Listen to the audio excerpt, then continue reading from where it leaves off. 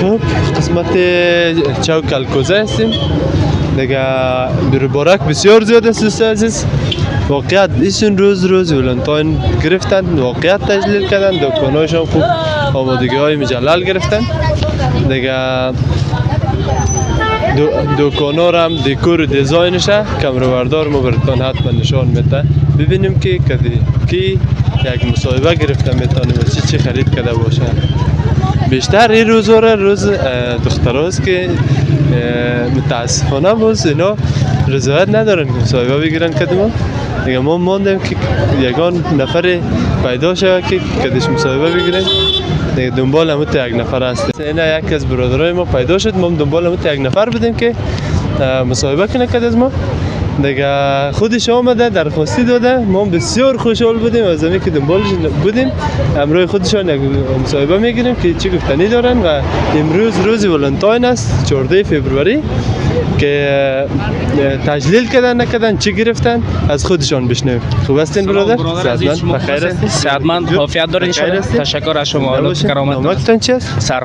سرفراز جان. خب اینجا دکاندار هستی تو؟ نه خیر، ما به خاطر تجلیل ولنتاین آمده بودیم اینجا دیگه. متاسفانه ما دوست دختر خو نداریم دیگه، فقط به دیدار همین دوستا آمدیم. خب چرا دوست دختر نداره؟ با خاطر از این نداریم که دیگه یک رابطه خوب باید مقابل هم باید بپذیره. متاسفانه که تو یک رابطه تا هنوز پیدا نشده که ما با هم روبرو شویم با یک خب همون کیس مناسب برای شما پیدا نشده. بله دقیقاً همون یک چیز است. خب ملاک های شما برای که یک نفر انتخاب کنید چی است؟ خب باید اخلاق خوب داشته باشه، زیبایی فردی داشته باشه دیگه، شخصی باشه که واقعیت درک کنه و شخصی باشه که پابند باشه، با وفا باشه.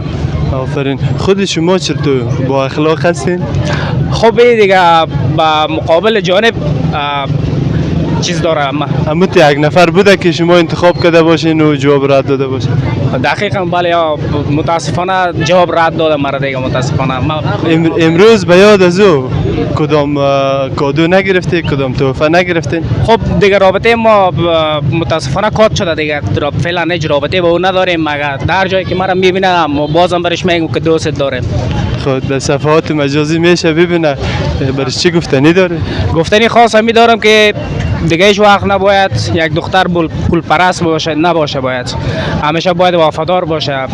در روزایی که هر دویشان همدیگرشان کنار هم باید تلاش کنن، رشد کنن و با هم موفق شون. چطور؟ 100% دقیقاً هم یک چیز است دیگه. ما گفتنی خاص به تمام دخترها دارم که خوناشام مالی نباشین، همیشه کوشش کنین که کنار کسی که دوستتان داره با وفا بمونین.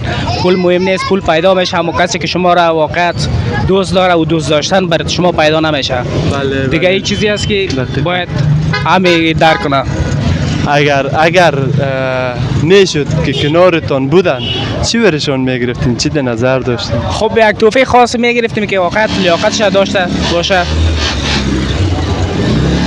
که ما مسیر راه نفرها رو گرفتیم، بسیار به جای موقعیت هم هستیم.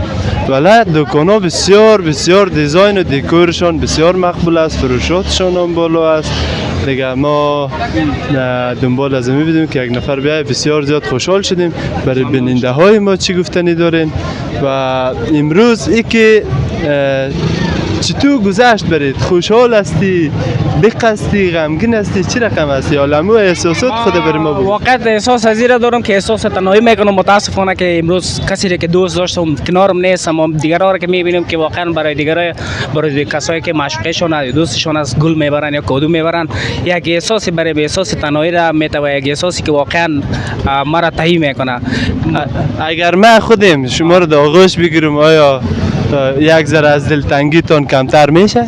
100% مثل برادر حتما، چرا نه. زنده باشید. تشکر. بسیار خوشحال شدم واقعیت به یک داغوش میگیرم تا که امروز بسیار یک روز خاطره سازم شد برای هر دوی ما و یکی دیگه از دلتنگی برای. حتما. زنده باشید. بخیر باشین.